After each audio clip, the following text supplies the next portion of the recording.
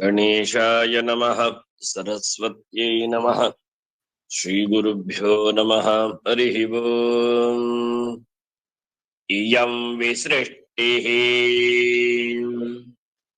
यं विसृष्टिः इयं विसृष्टिः यत आबभूव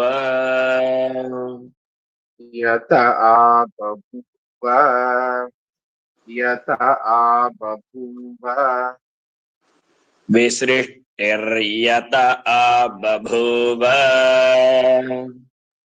विसृष्टिर्यत आबभूव विसृष्टिर्यत आबभूव इयं विसृष्टिर्यत आबभूव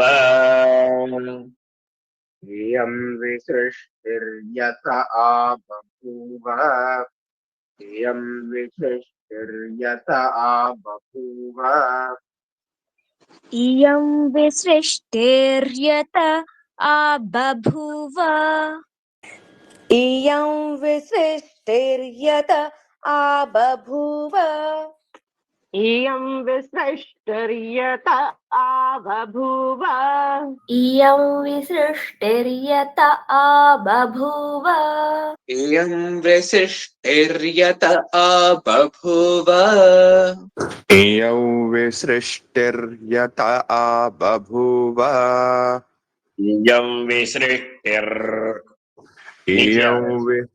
इयं विसृष्टिर्यत आबभूव यदि वा दधे यदि वा दधे यदि वा दधे यदि वा न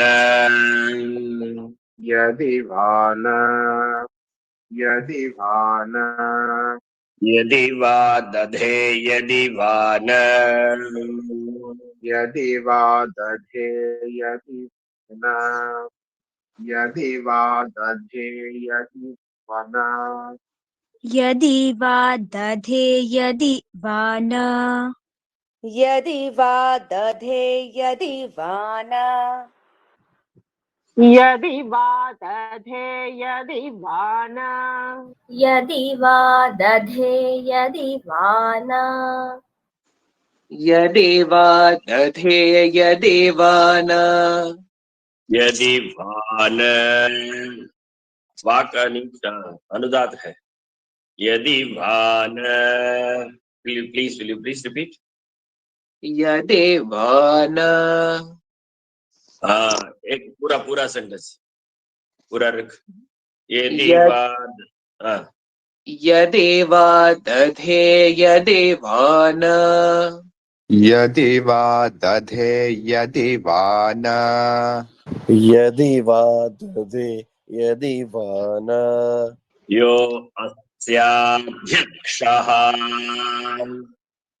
यो अस्याध्यक्षः यो अस्याध्यक्षः परमे व्योमन् परमे व्योमन् परमे व्योमन् यो अस्याध्यक्षः परमे व्योमन्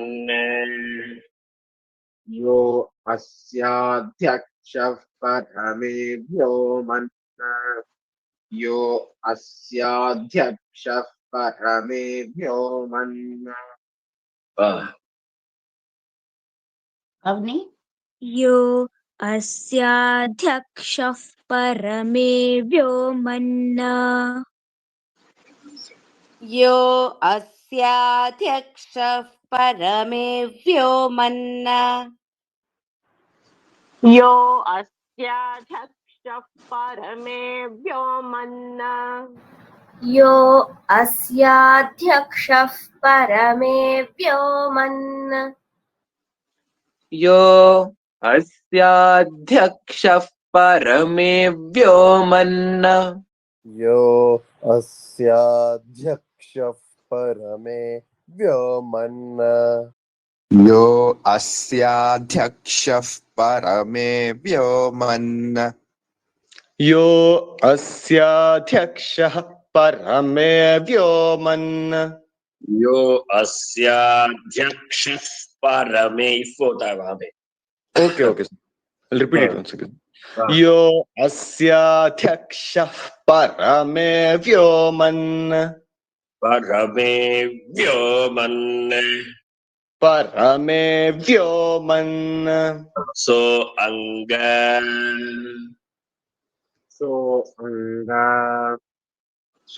अंग वेद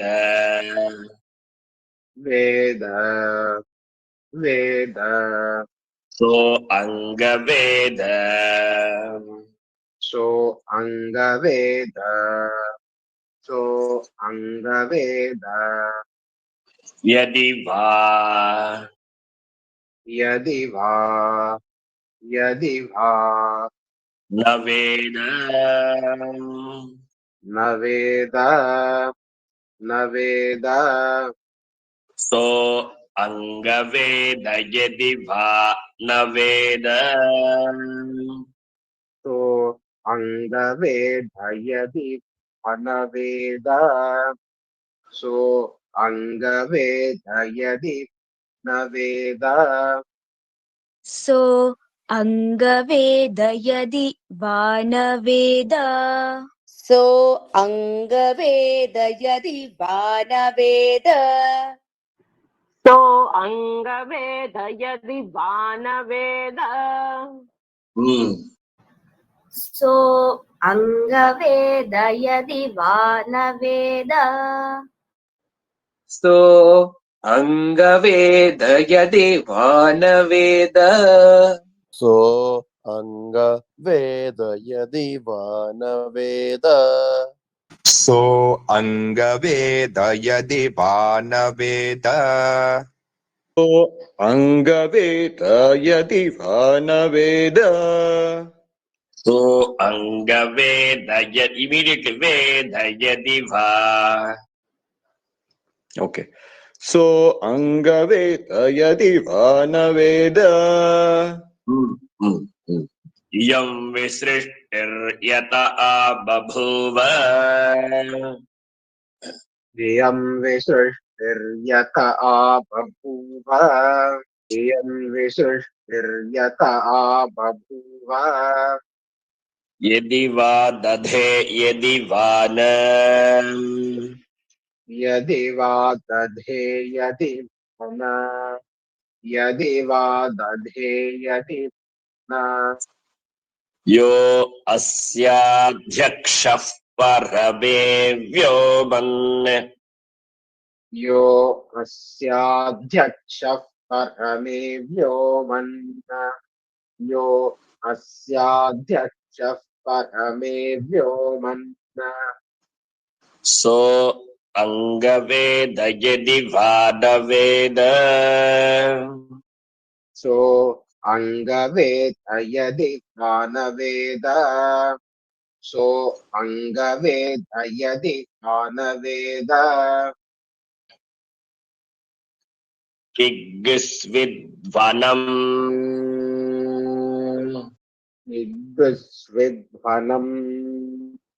इग्स्विद्वनम् कभुस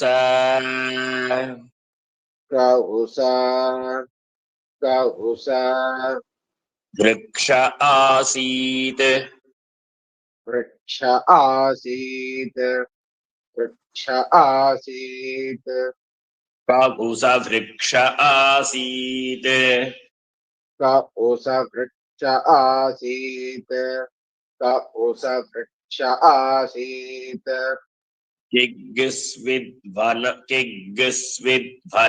कभुस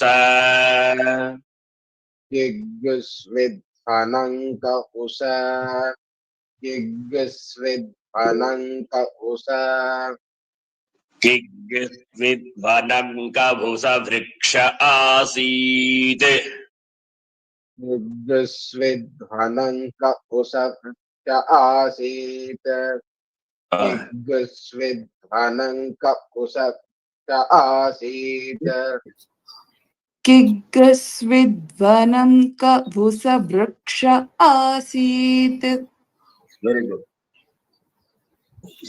इग्स्विद्वनङ्क उस वृक्ष आसीत् Yes. Very good. किग्स्विद्वनं क उस वृक्ष आसीत् किग्स्विद्वनं क उस वृक्ष आसीत्. Very good.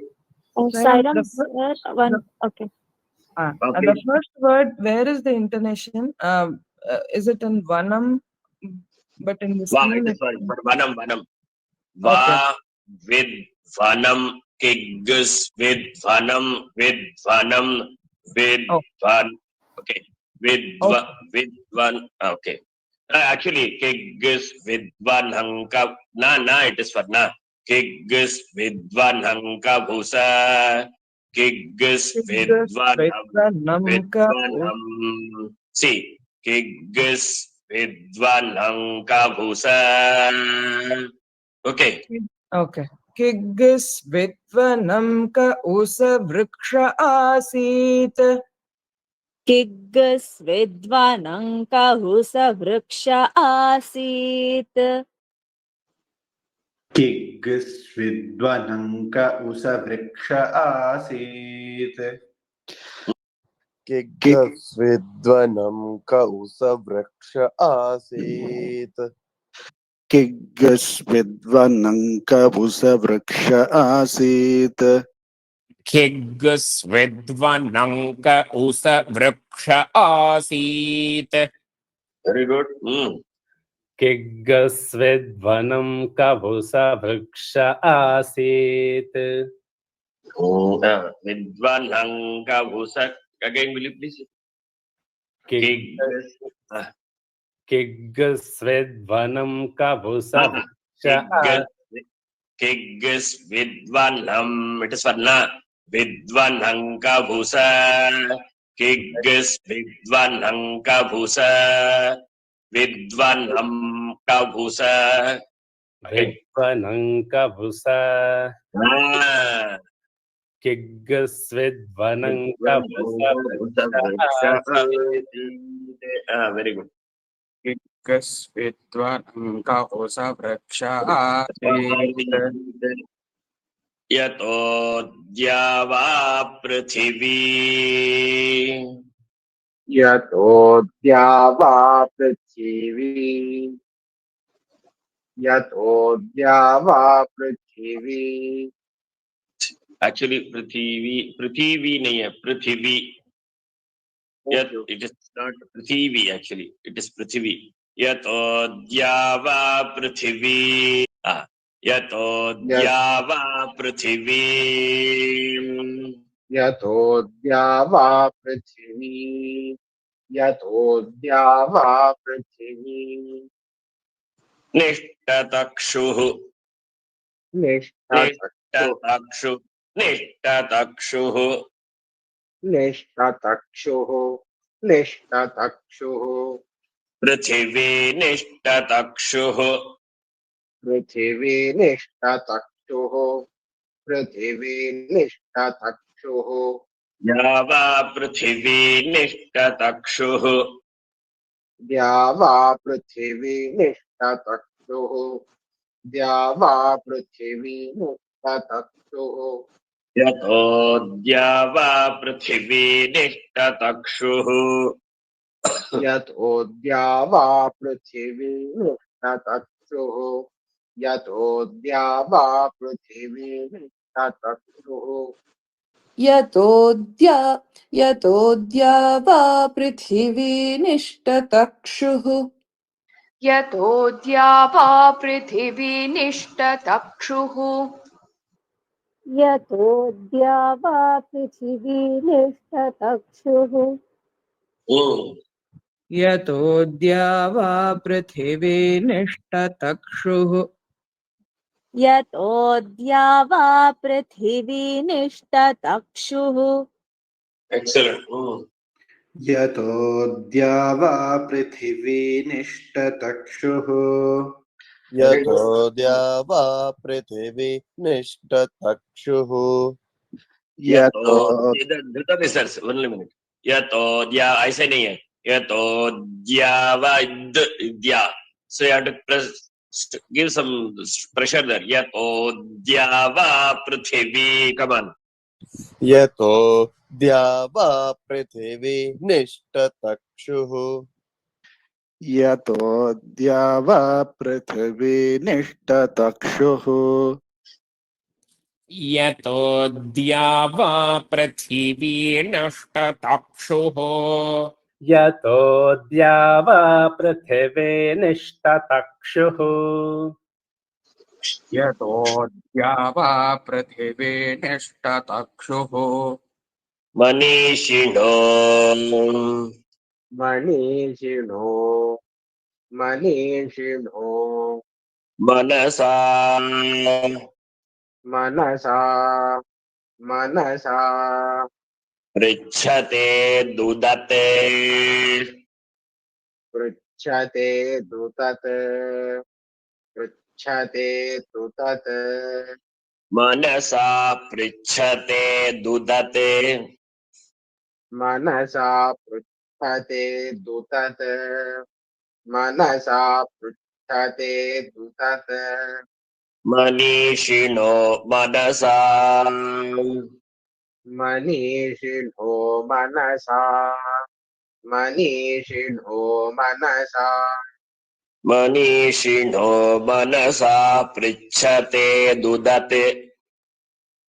मनीषिणो मनसा पृच्छते दुतत् मनीषिणो मनसा पृच्छते दुतत् It is not prichate duda. ऐसे नहीं है. Prichate. There is no swara intonation for us. Prichate dudate. पृच्छते दुतत् Manasa manishino manasa prichate dudate. मनीषिणो मनसा पृच्छते दुतत् मनीषिणो मनसा पृच्छते दुतत् मनीषिणो मनसा पृच्छते दुदत् Very good. मनीषिणो मनसा पृच्छते दुदत् मनीषिणो मनसा पृच्छते दुतत् मनीषिणो मनसा पृच्छते दुतत् मनीषिणो मनसा पृच्छते दुतत् मनीषिणो मनसा पृच्छते दुतत् मनीषिणो मनसा पृच्छते दुतत् मनीषिणो मनसा पृच्छते दुतत् Very good. मनीषिणो मनसा पृच्छते दुदत् Prichate dudat. ऐसे नहीं है. Prichate dudate. पृच्छते दुदत् Prichate tena. There is no swara. There is no intonation. Kindly note it. Prichate dudate. पृच्छते दुदत् Manasa prichate dudate. मनसा पृच्छते दुदत् When te comes, you just smile. Then you will have the comfort. Okay. Yes, Next. मनीषिणो मनसा पृच्छते दुतत् Very good. Yate. यत् यत् Adhyatishthate. अध्यतिष्ठत् अध्यतिष्ठत् So it becomes yadadhyatishthate. यदध्यतिष्ठत् यदध्यतिष्ठत् Bhuvanani dharayane. भुवनानि धारयन् भुवनानि धारयन् Yadadhyatishthad bhuvanani. यदध्यतिष्ठद्भुवनानि यदध्यतिष्ठद्भुवनानि Yadadhya. That Mahaprana said. Dhya. यदध्यतिष्ठत् भुवनानि धारयन् यदध्यतिष्ठद्भुवनानि धारयन् यदध्यतिष्ठद्भुवनानि धारयन् यदध्यतिष्ठद्भुवनानि धारयन् यदध्यतिष्ठद्भुवनानि धारयन् वेरी गुड यदध्यतिष्ठद्भुवनानि धारयन्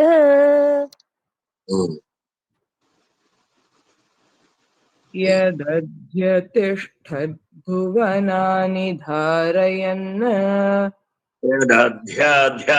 महाप्राण यदध्यतिष्ठद्भुवनानि धारयन्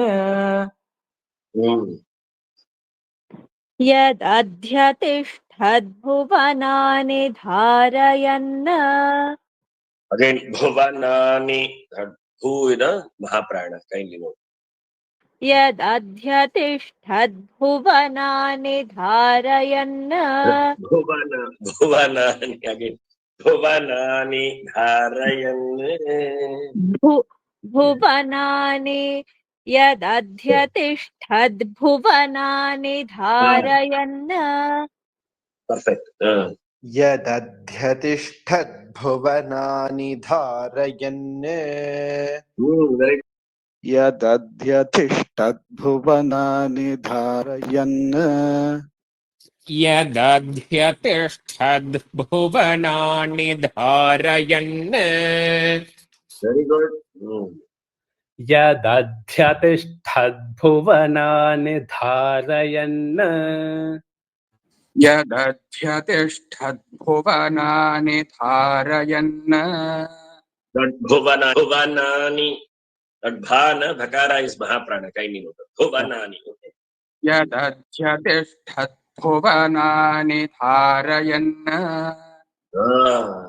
किग्स्विद्वनङ्कभुसवृक्ष आसीत् किग्गस्विध्वनङ्कहुसवृक्ष आसीत् किग्गस्विध्वनङ्कहुसवृक्ष आसीत् यतोऽद्यावा पृथिवी निष्टतक्षुः यतोऽद्यावा पृथिवी निष्ठतक्षुः यतोऽद्यावा पृथिवी निष्ठतक्षुः मनीषिणो मनसा पृच्छते दुदत् मनीषिणो मनसा पृच्छते दुतत् मनीषिणो मनसा पृच्छते दुतत् यदध्यतिष्ठद्भुवनानि धारयन् यदध्यतिष्ठद्भुवनानि धारयन् यदध्यतिष्ठद्भुवनानि धारयन् very good but the question is there in the earlier paragraph answer is given here brahmavanam ब्रह्मवनं ब्रह्मवनं brahmasa ब्रह्मसा ब्रह्मसा vriksha asit वृक्ष आसीत् वृक्ष आसीत् brahmasa vriksha asit ब्रह्मस वृक्ष आसीत् ब्रह्मस वृक्ष आसीत् brahmavanam brahmasa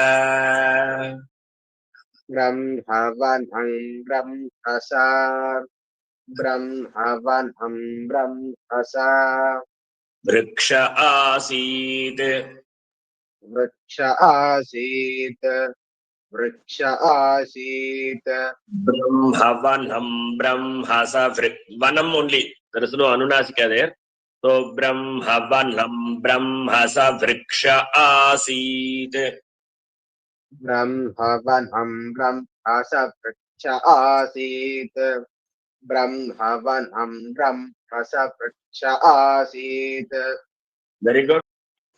ब्रह्मवनं ब्रह्म स वृक्ष आसीत्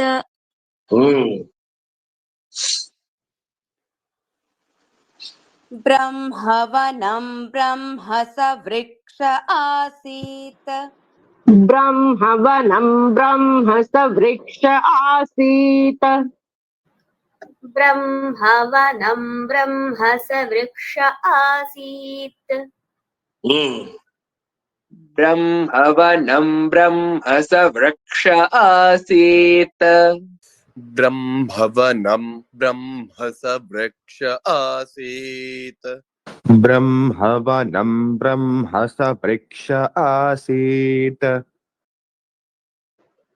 ब्रह्मवनं ब्रह्म स वृक्ष आसीत् So yatodyavan. यथोद्यावा Again, it is only Prithvi. Prithvi. पृथिवी Nishtatakshuh. निष्ठतक्षुः Yatodyava Prithvi Nishtatakshuh. We have already seen this earlier paragraph. Okay, and we'll repeat, no problem. Yatodyava Prithvi Nishtatakshuh. यतोद्यावा पृथिवी निष्ठतक्षुः यतोद्यावा पृथिवी निष्ठतक्षुः यतोद्यावा पृथिवी निष्टतक्षुः पृथ्वी लग रहा है पृथ्वी जैसे लग रहा है दोबारा आप रिपीट कर लीजिए प्लीज यतोद्यावा पृथिवी निष्टतक्षुः इट इज पृथ्वी नहीं पृथ्वी नहीं है पृथ्वी पृथ्वी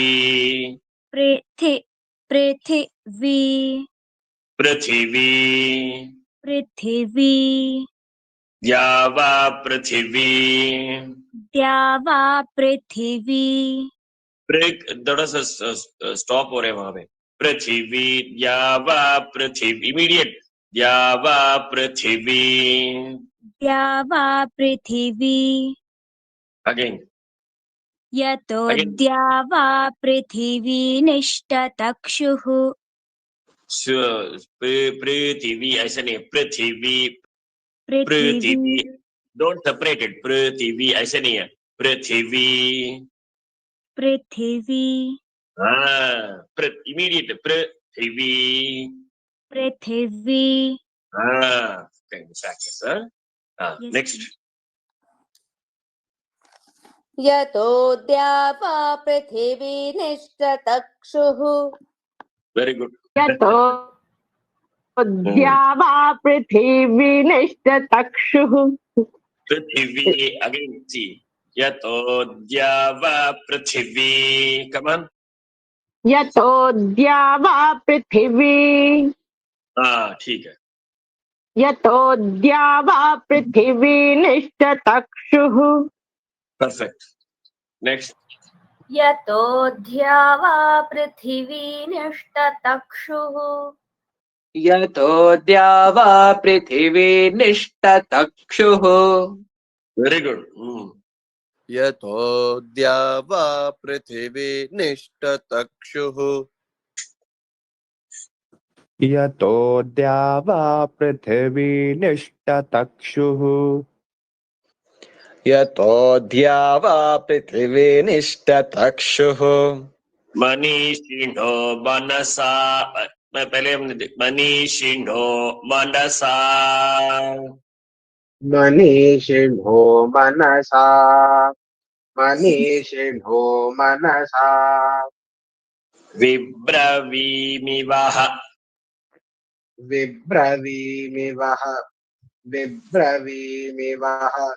मनसा विब्रवीमिवः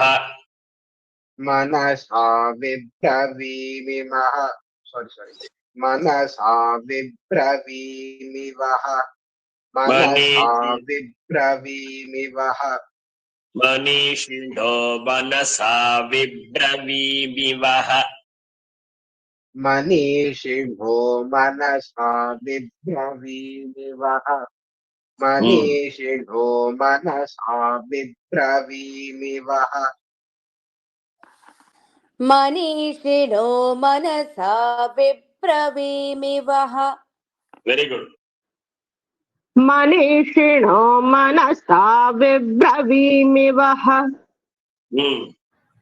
मनीषिणो मनसा विब्रवीमिवः मनीषिणो मनसा विब्रवीमिवः मनीषिणो मनसा विब्रवीमिवः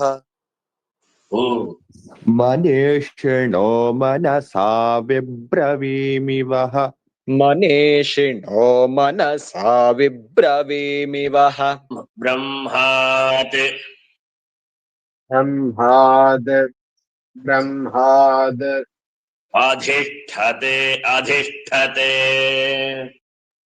अधिष्ठत् अधिष्ठत् भुवनानि भुवनानि भुवनानि धारयन्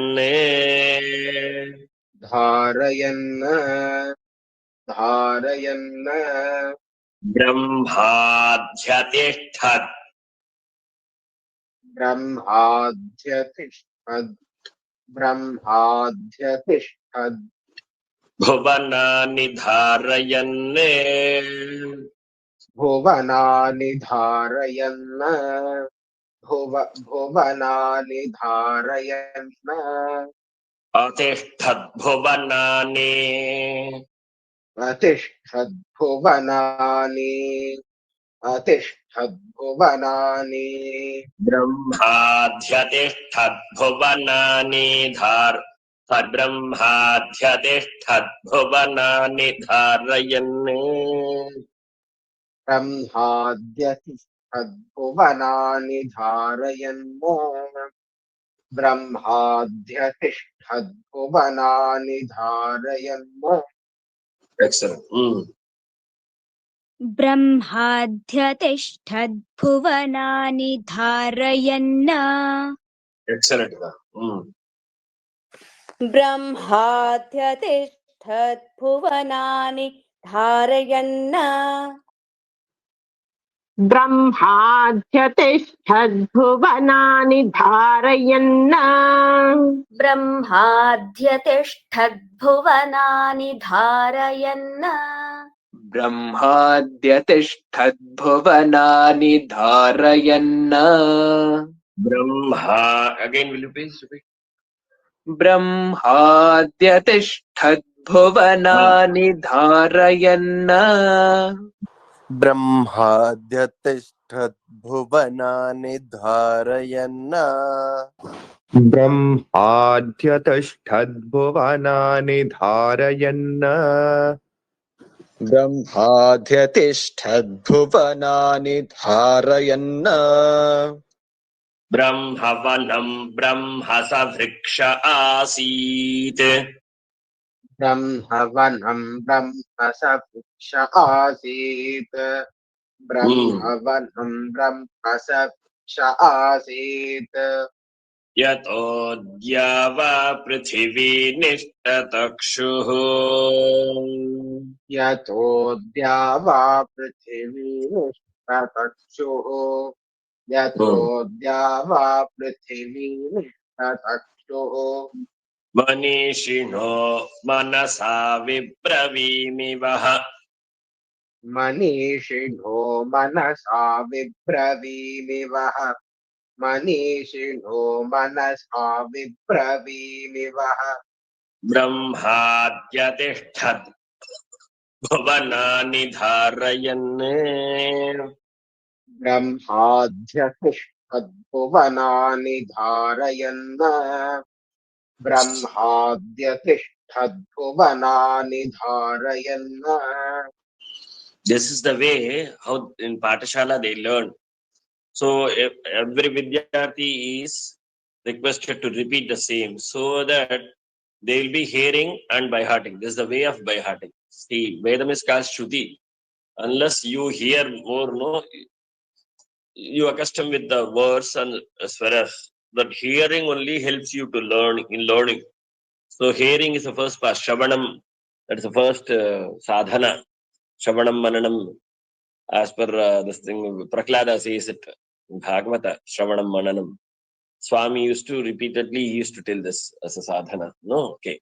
Om Na Sadasi No Sadasi Tadani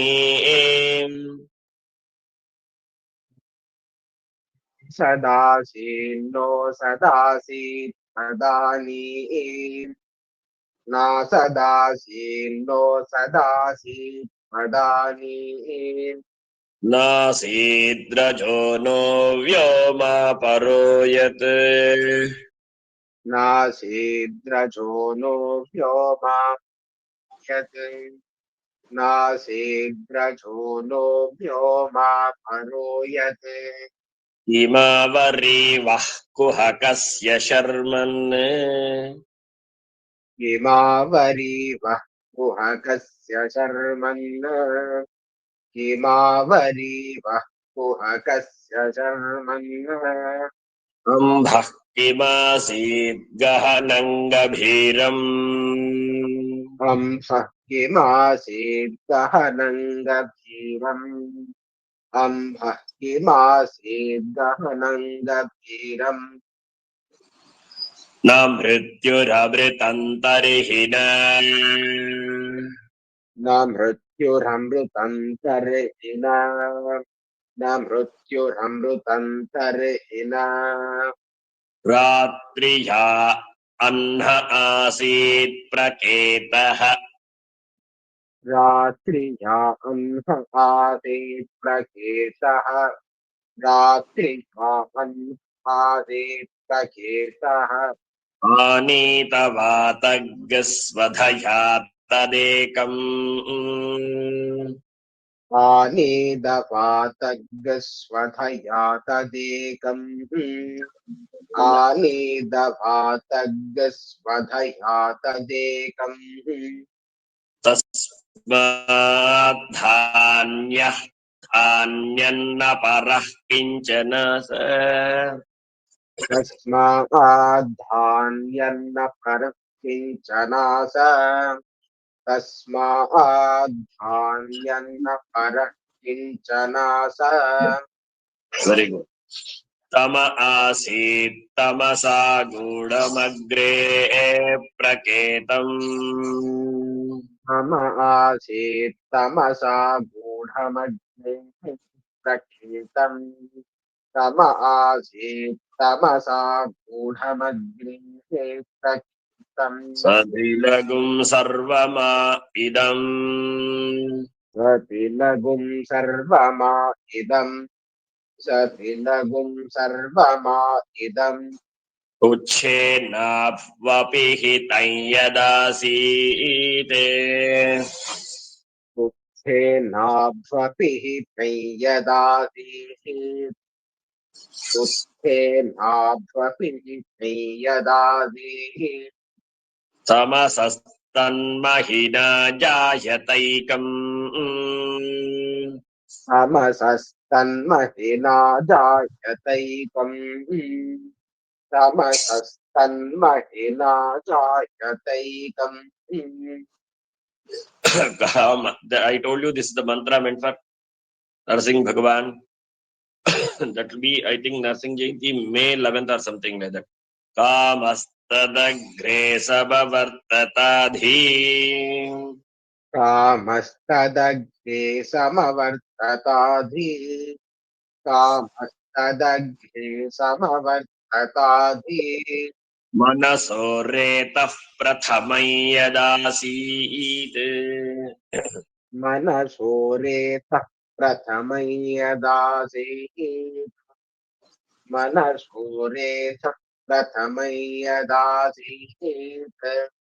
Sato baldhumasati niravindalne सतो बन्धुमसति निरविन्दन् सतो बन्धुमसति निरविन्दन् श्रुति प्रतीष्या कवयो मनीषा हृदि प्रतीष्या कवयो मनीषा हृदि प्रतीष्या कवयो मनीषा दश्चिन्हो विततो रश्मिरेषा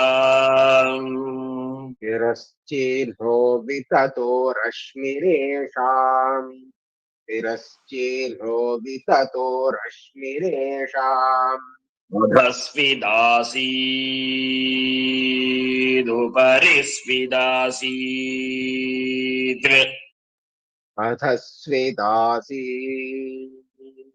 उपरि स्विदासी अधस्विदासी उपरि स्विदासी रेतोधा आसन् महिमान आसन् रेतोधा आसन् महिमान आसन् रेतोधा महिमान स्वधा अवस्थात् प्रयतिस्परस्तात् स्वधा अवस्थात् प्रयति परस्तात् स्वधा अवस्थात् प्रयति परस्तात् को अद्धा वेदक इह प्रवोचत् को अद्धा वेदक इह प्रवोचत् को अद्धा वेदक इह प्रवोचत् कुत आजाता कुत इयं विसृष्टिः कुत आजाता कुत इयं विसृष्टिः कुत आजाता कुत इयं विसृष्टिः अर्वाग्देवा अस्य विसर्जनाय सर्वाग्देवा अस्य विसर्जनाय सर्वाग्देवा अस्य विसर्जनाय तथा को वेद यत आ बभूव अथा को वेद यत आ बभूव अथा को वेद यत इयं विसृष्टिर्यत आ बभूव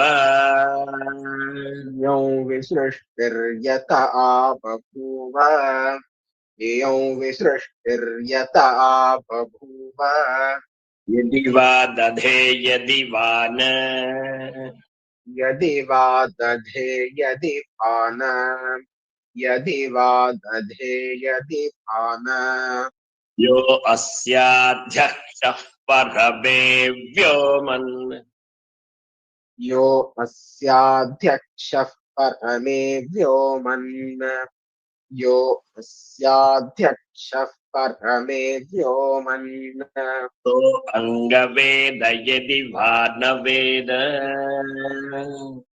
सो अंगवेद यदि पान वेद सो अंगवेद यदि पान वेद किग्गिस्विद्वनङ्कभुस वृक्ष आसीत् किग्गस्विद्वनङ्क उस वृक्ष आसीत् किग्गस्विद्वनङ्क उस वृक्ष आसीत् यतोऽद्या वा पृथिवी निष्टतक्षुः यतोऽद्या वा पृथिवी निष्टतक्षुः यतोऽद्या वा पृथिवी निष्टतक्षुः मनीषिणो मनसा पृच्छते दुदत् मनीषिणो मनसा पृच्छते तु तत् मनीषिणो मनसा पृच्छते तु तत्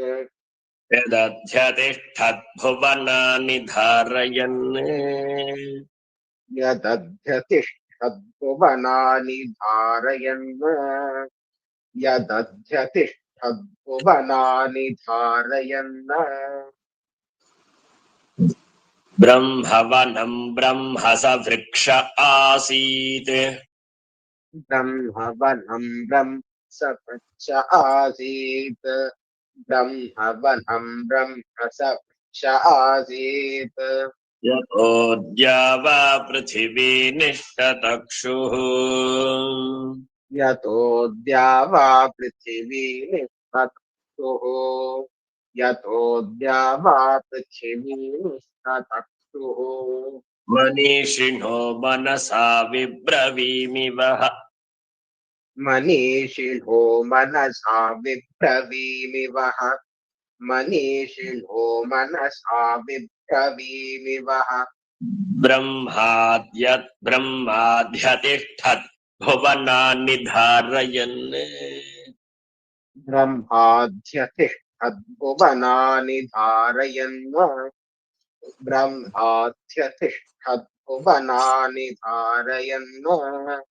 Excellent. Thanks to Swami for this opportunity to teach, especially young people, and everybody is chanting very well.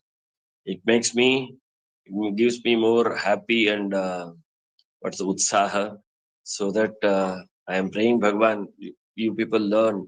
Later on, after this symposium and all thing, you continue to learn other things also. Okay? Thank you. Any doubt? So next class we'll be going to start Hiranyagarbha Samavata, that is Hiranyagarbha Sukta as per Yajurveda. See, the same mantra appears in Rigveda also. This even Nasadasi Sukta, this is also there in Rigveda. But when it comes in Yajurveda in a splitted way, and generally it is in ritual, no, it is chanted in a part of Udaka Shanti mantra. Udaka Shanti mantras are chanted. It is a Shanti. See, when we keep on Kalasha and we chant all this mantra and we sprinkle or pour it on a Vatu or bride or bridegroom before marriage or before initiating Gayatri, this is done as per Bodhayana, not Apastamba recommends. Bodhayana recommends this so that he will get purified. So many suktas are there. Go Sukta, Bhu Sukta, Devi Sukta, Devi Vacha Padrinta, Shraddha, Medha, Anna, Ashishishano, so many, even Shanchami is also there, Nakshatra Sukta, everything is there. So it will be prayed there and the water will be poured on either Vatu. Vatu means the boy who is going to be initiated, he is called Vatu, or bride or bridegroom. See, it is in practice in South India. So it's a part of Udaka Shanti. Udakam means water, Jalam. Jal ke Udakam bolte. It's a Sanskrit word. So Shanti, Kalash Rakkar, ये मंत्र पाठ होंगे, उसके बाद उसको चिलका देंगे, नहीं तो अभिषेक करेंगे.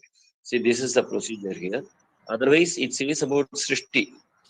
There will be so many questions. See, it is Brahmavanam Brahma Savriksha. It is there in Brahman. Brahman is a forest and Brahman is a vriksha. It's a great tree. It's a very big tree. It is a tree. So from the tree, everything has come. It says beautifully. And Swami Vivekananda likes it very much. He used to chant very frequently.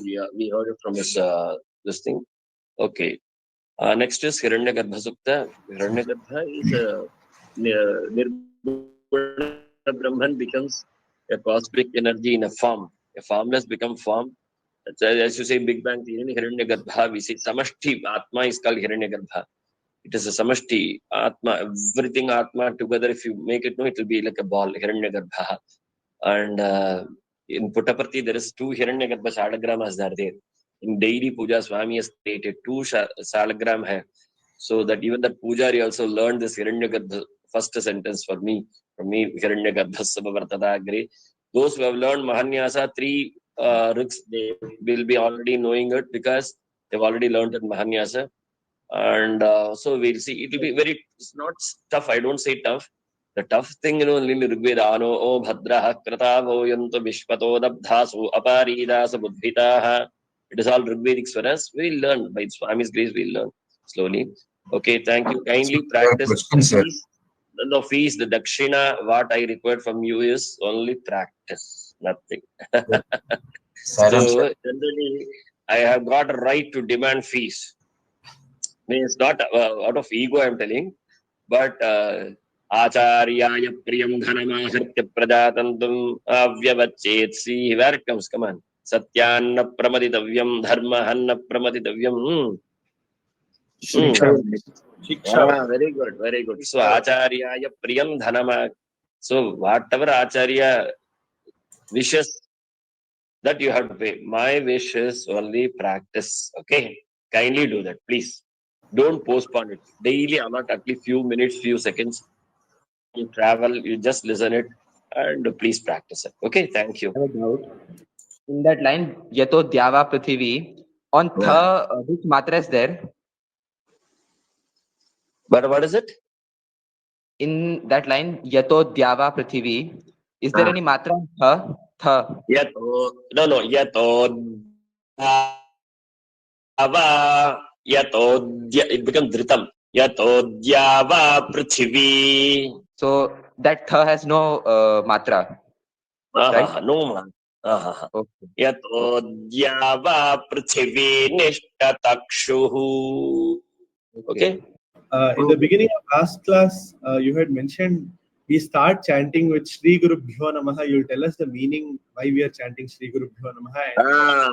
Yes. Why it is in Bahuvachana? Plural. Means it's the respect. Out of respect, Sanskrita as a beautiful application. Wherever respect comes, we make it Bahuvachana, plural. That is the way the Kavis, they handle Sanskrit. That's why we call it Guru. Sri Gurave Namaha, that is enough. But Guru Bhyo Namaha means it is a respect to the Guru who teaches us the Gyan. That's why out of respect we use plural here, Bahuvachana. That's why in Swasti also, Swami Swasti, also we have the Shashti Bahuvachana. Everything will be in Bahuvachana only. Pratishthapakanam Satya Dharma Shanti Prema Ahimsa Hakya Sanmarga Pratishthapakanam, like this, everything will be in Bahuvachana Shashti. Okay. Sairam. Om Sahana Bhavatu Sahanau Bhunaktu Saha Viryam Karavavahai Tejasvinavadhitamastu ma vidvishavahai. Om Shanti Shanti Shanti.